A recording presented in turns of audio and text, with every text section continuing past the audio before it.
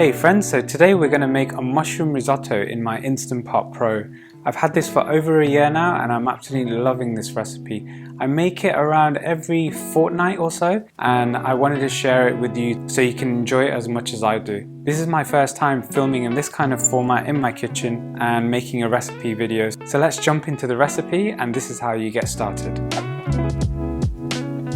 So first we'll need one medium-sized brown onion and we need to dice it up into little cubes. So then you grab your garlic cloves. We'll need around 7 or 8 garlic cloves, and then I usually just put a bit of pressure down using the knife so it's easy to peel off the skin. And then I've got this little contraption that does all the hard work for you to mince it up, so I just throw it in there. It'll take around 10 seconds and it'll come out perfectly diced, and you can use it for ginger as well if you really want it. I grabbed it off Amazon. Then I give all my mushrooms a good wash under the tap and I slice them all up. And this is around 375 grams of mushrooms. I like using the whole packet. Here you can use white, brown, but right now I'm using portobello mushrooms. And then once you're done, then we're on to heating up the Instant Pot. So set it on the saute setting. I leave it at custom, about 3 bars, and press start. I pour in 2 teaspoons of olive oil, and you can use any oil here, and then I add in the minced garlic and the chopped onions, and that's followed by half a teaspoon of salt, and then you cook until the onion is translucent, so around 2 minutes.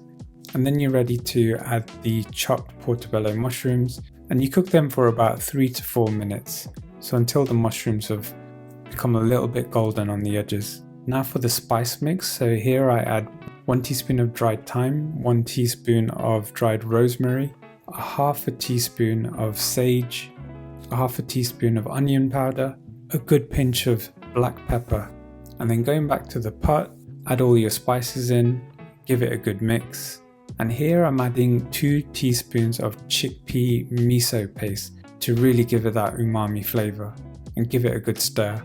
And then we add 2 cups of arborio rice, and I always make sure to give it a rinse under the tap until the water becomes clear. It takes around 3 or 4 attempts, and then once you've got it all clear, chuck the rice into the Instant Pot and give it a good mix, just making sure the rice is coated with all the other ingredients.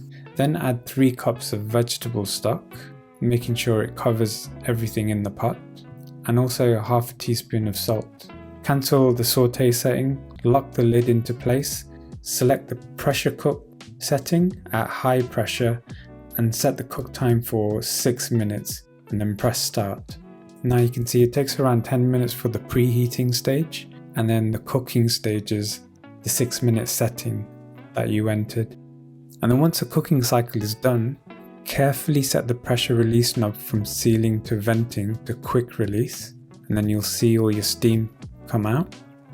And then open the lid, just get rid of the excess water from the lid, pop it into the holder on the side, and then give your risotto a good mix. Check if it needs any extra seasoning like salt, and at this stage I like to add 1 or 2 cups of spinach. Here I've got spinach and rocket, and I just mix it in thoroughly, and then I usually let it sit for about a minute, and then you're all good to go.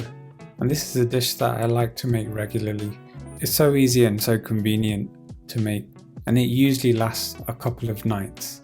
That umami flavor from the miso paste, and because it's kept so moist and with all the vegetables and with the mushrooms and the spinach in there, it tastes incredible. You really have to try it. It's like so worth trying this dish because it's just delicious. And you'd be surprised how filling this actually is, but yeah, I absolutely love it. I'd happily eat this 3 days in a row, which I have done. So I really hope you enjoyed this video, and if you want to see more recipes on my channel, feel free to subscribe and just let me know in the comments. Hopefully I'll catch you in the next one.